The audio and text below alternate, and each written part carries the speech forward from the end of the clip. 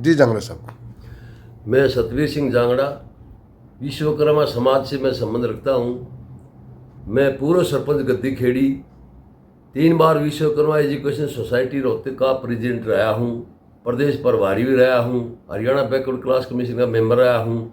जो बीजेपी सरकार हरियाणा के अंदर 3 बार आ चुकी है, इन्होंने विश्वकर्मा समाज का दुरुपयोग किया है। इन्होंने किसी को विश्वकर्मा समाज को आज तक कुछ नहीं दिया है, ना कोई काम किया है।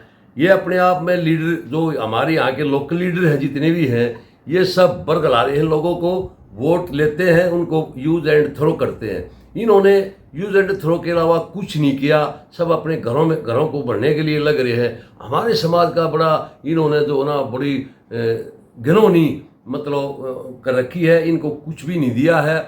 किसी भी चीज़ में आरक्षण लगा लो जो 16% है, और नौकरियों में लगा लो, अत्याचार लगा लो। आज हरियाणा के अंदर जो भ्रष्टाचार, करप्शन सबको पता है। तो मैं यही आपसे प्रार्थना करना चाहता हूँ कि विश्वकर्मा समाज सोच समझ के वोट दे आगे आने वाले टाइम में। ये हमारे विश्वकर्मा समाज को यूज कर रहे हैं। धन्यवाद। सम्मानित मेरे विश्वकर्मा बंधुओं, 17 सितंबर को यहाँ रोहतक में एक रैली होने जा रही है भारतीय जनता पार्टी के नेतृत्व में। इसी तरह से 17 अगस्त को कुरुक्षेत्र में पांचाल समाज की रैली करी थी। हमने तमाम पांचाल समाज के लीडरों को कहा था, भाई 55 साल इस देश पर कांग्रेस ने राज किया है हमारी वोटों से, और 11 साल से भारतीय जनता पार्टी केंद्र में भी सरकार है और राज्य में भी सरकार है, डबल इंजन की सरकार है। और भारतीय जनता पार्टी ने तो आज तक जाति आधारित जनगणना कराई और न ही आज तक जीरो न्याय आयोग की रिपोर्ट लागू करी। ये देश में सांप्रदायिक पार्टी है। जब 7 अगस्त 1990 को वीपी सिंह जी ने मंडल कमीशन रिपोर्ट लागू करी, और ये लाल कृष्ण एल.के. आडवाणी के नेतृत्व में सारथी नरेंद्र मोदी था। इन्होंने कहा भारतीय जनता पार्टी की सोची समझी रणनीति से इसको पिछड़ा घोषित कराया। 2002 में नरेंद्र मोदी की जाति पिछड़े वर्ग में आज तक भी जो पिछड़ा वर्ग आयोग की लिस्ट में नाम नहीं है, इसको आगे करके पूरे देश में पिछड़ों का नारा दे गए। केंद्र और राज्य में सरकार बनाई, लेकिन आज तक हरियाणा प्रदेश में हमारा 16/11 है। मौजूदा जो मुख्यमंत्री है ये इससे पहले खट्टर था। आज तक इन्होंने न तो क्लास 1-2 में 16 कराया हमारा, ना ही पंचायत चुनाव में, नगर निगम निकाय में। भारत के काफ़ी राज्यों में मंडल कमीशन की रिपोर्ट पूर्ण रूप से लागू है, और भारतीय जनता पार्टी ने आज तक इन लोगों के लिए कुछ नहीं कराया। और ये जो 17 सितंबर की रैली है, ये केवल एक बरगलाने वाली बात है। इनकी जो ये दरबारी नेता हैं, ये जो चमचागिरी कर रहे हैं भारतीय जनता पार्टी की, किसी की औकात नहीं है। प्रदेश के मुख्यमंत्री ने जो जातियां हरियाणा प्रदेश में मजबूत और पूरे देश में मजबूत हैं, जो क्षत्रप जातियां हैं, समूह में रहने वाली जातियां हैं, आज ये करे हैं भाई जाट नू खागे, जाट नू खागे। जाट में हीर में क्या फ़र्क है, जाट में गुजर में क्या फ़र्क है, जाट में सैनी में क्या फ़र्क है।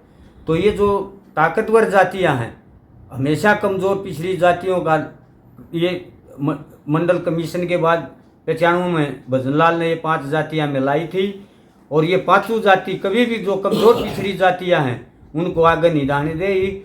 17 अगस्त को जो रैली हुई थी, उस रैली में हमने कहा था, भाई सामाजिक न्याय को धरातल पर उतारो। क्लास 1-2 की नौकरियों में हमारे को 16/11 किया जाए, पंचायत चुनाव नगर निगम में 16/11 किया जाए। अब वो समाज नहीं रहा है विश्वकर्मा समाज। जैसे 30 पिछले महीने की 30 तारीख को पटना गांधी के मैदान में हमने रैली करी थी, बगैर नेता के और बगैर उसके 1.5 लाख आदमी उस रैली में आए थे, बगैर नेता के। तो ये हरियाणा में क्या कर रहे हो? हरियाणा में हम ये कर रहे हैं, जो चंद मुट्ठी भर लोग हैं, जो समाज को बरगला करके अपने परिवार की, अपने पेट की सोचते हैं, उन्हें कभी विश्वकर्मा समाज से कोई लेना देना नहीं। आज तक उन लोगों का इतिहास बता दो जहाँ समाज पर विश्वकर्मा समाज पर कोई जुल्म जातीय अन्याय अत्याचार हुआ उसके हक अधिकार की आपको नहीं बात लगता हुई हो। ये सरकार आपके अधिकारों का हनन कर रही है? हाँ, हमारे सरकार तो हमारे अधिकारों का हनन कर ही रही है। ये तो मंडल विरोधी पार्टी है। तो क्या कहेंगे इसमें लोगों को, इसमें हम समाज के लोगों को? हम समाज के लोगों को कहेंगे इस रैली में आने का कोई औचित्य नहीं है। और जो कुरुक्षेत्र में भी रैली हुई थी उसमें भी जाने का कोई औचित्य, जब हमारे अधिकार ही नहीं दे सकते, हमारे अधिकारों की नेता बात ही नहीं कर सकते थे, तो समाज को ढोने में क्या फायदा है और समाज को बरगलाने में क्या फायदा है? तो आपके समाज को कहाँ लगना चाहिए, क्यों लगना चाहिए? हमारे समाज को वहां लगना चाहिए जैसे आज राहुल गांधी इस देश में सामाजिक न्याय की बात कर रहा है, जाति आधारित जनगणना करा के इस समाज की अति पिछड़ी जातियों का पॉलिटिकल कोटा देने की बात कर रहा है, और फिर पॉलिटिकल कोटे के साथ साथ देश के संसाधनों में हिस्सेदारी की बात कर रहा है। उस राहुल गांधी को लोगों ने मजबूत करना चाहिए। तो हरियाणा में क्या भागीदारी हो रही है? हमारी कोई भागीदारी नहीं है, लेकिन ये 2-4 आदमी हैं जो समाज को बरगला रहे हैं। ऐसे लोगों से समाज ने सावधान रहना चाहिए। इनका समाज में कभी कोई किसी प्रकार का नहीं, आप राहुल की बात कर रहे हैं। राहुल की यहाँ पर पल्ली हरियाणा में चल रही है?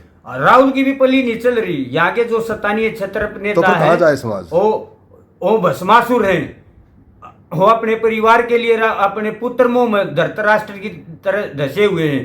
तो ये जब तक ऐसे लोग आगे रहेंगे, इन लोगों ने कभी हमारे को आगे नहीं आने दिया। आज देखिए जलाध्यक्षों में हमारे 7 या 8 अति पिछड़े वर्ग के बनते, केवल मात्र 3 बने हैं। 80 ऑब्जर्वर लगाए थे, 80 ऑब्जर्वर में से केवल 4 अति पिछड़े वर्ग के उसमें आदमी बनाए थे।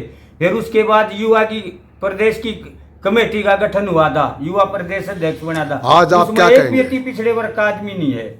तो ये हमारे लोग न्यून पढ़े कुआ न्यून पढ़े जेरा कांग्रेस को मजबूत करना चाहती हैं। अति पिछड़ी जातियां, दलित जातियां और जो गरीब शोषण हैं, सभी लोग चाहते हैं भाई देश में कांग्रेस की सरकार बने। लेकिन ये जो स्टेट में भस्मासुर लोग बैठे हैं, ये नहीं चाहते ये जातियां ऊपर आऊं।